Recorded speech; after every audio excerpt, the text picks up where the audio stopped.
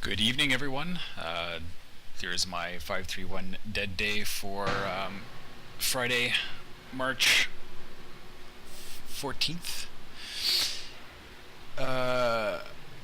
Happy St. Patty's Day early. Here's my 320 by 6 pull. Now, I'd like to talk about this because my 320 by 6 I psyched myself out for. You see, even there, I seem to get into this thing where I think that it's going to be heavier than it actually is. So in my setup, I get all messed up and I don't set up properly. So you can see that my hips are a little bit high. My back rounds a tiny bit as I'm pulling up. So the reason I say that is because I was looking at my other, like my warm-up sets, even the 285 by 5 beforehand, and I had my hips very low, well, not very low, but I mean a good deal lower than they are there.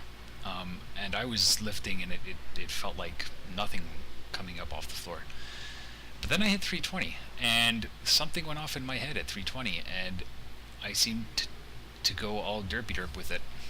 And you see there I actually took a few more seconds in the set to just kind of,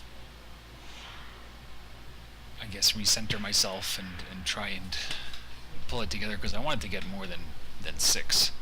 I should be able to get more than 6. I should be able to get almost, maybe 8 or 9. I don't know what else may have played into it. Maybe I was thinking about too many things, trying to keep my gaze down, my head down a little bit more neutral, which you see just kind of goes off anyways. I'm looking at trying to keep my stance a little bit more together, a little closer together, to see if that helps any. Make sure that I'm sitting back more and trying to keep my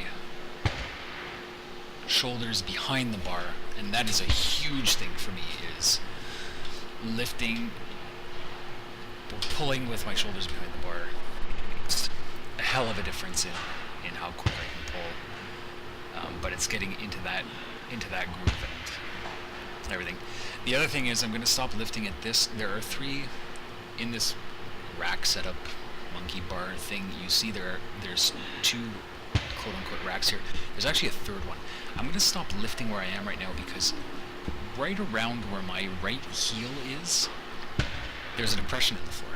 So every time I squat or I deadlift from there, I'm actually off balance a little bit because my foot, and I try to move, but then the bar moves, and it's just, anyways, it's all over the place. So I gotta try one of those other rack things. So I had marked down doing a couple of Joker sets, but I figured at that point I was like, I don't think so.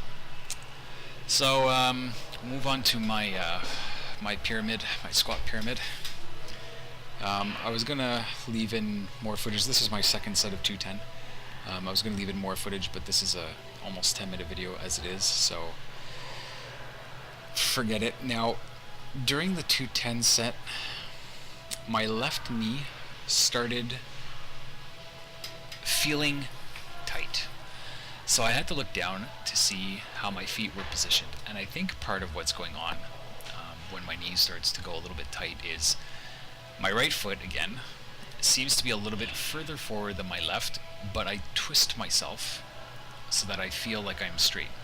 So I'm going to have to fix that. I don't know, maybe draw a line on the floor or something in chalk that where I can see to put my toes, like little marks like they do in TV studios.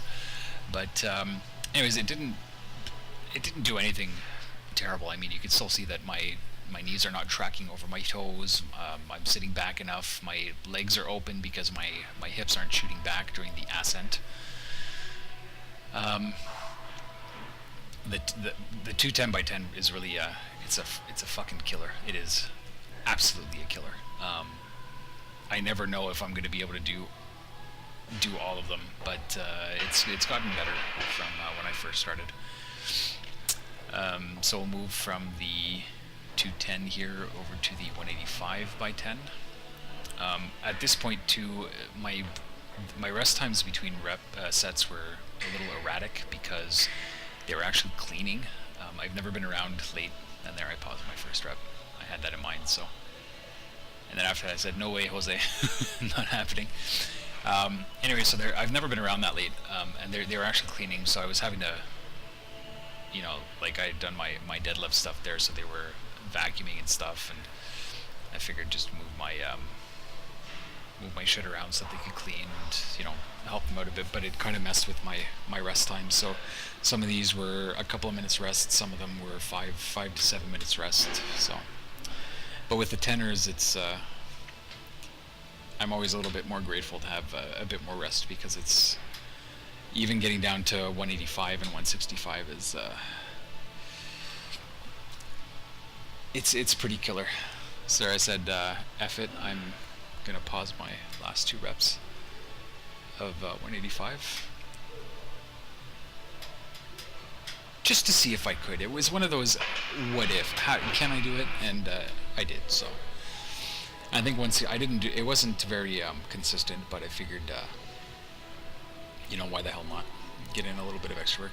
Now that was a little, I didn't feel like I felt like the bar was a little bit too low on my back, so I just hitched it up a little bit. Maybe I shouldn't have jumped, but it didn't do anything to my knees. I didn't feel anything bad. Just look at my right knee. My right knee is kind of pushing out a little bit further than the left, but now, all in all, I think my squat form is pretty much dialed in.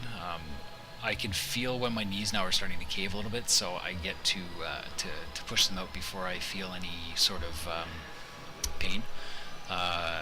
And like I said, it was getting my left knee was getting a little bit tight during the 210, and I think even during the 185. But I just started. I realized that I had to push my knee out a little bit extra. So I just focus on that, and everything else really comes naturally now.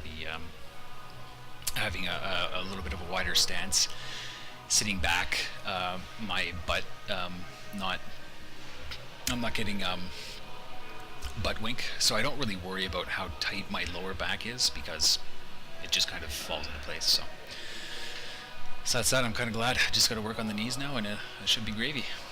And I hope you enjoyed the video, and we'll see you again on Monday for whatever my next 5+, yeah, I think it's 5+ again. So I'm not sure which one it is. So we'll see you then. Have a fantastic evening and enjoy the last paused squat.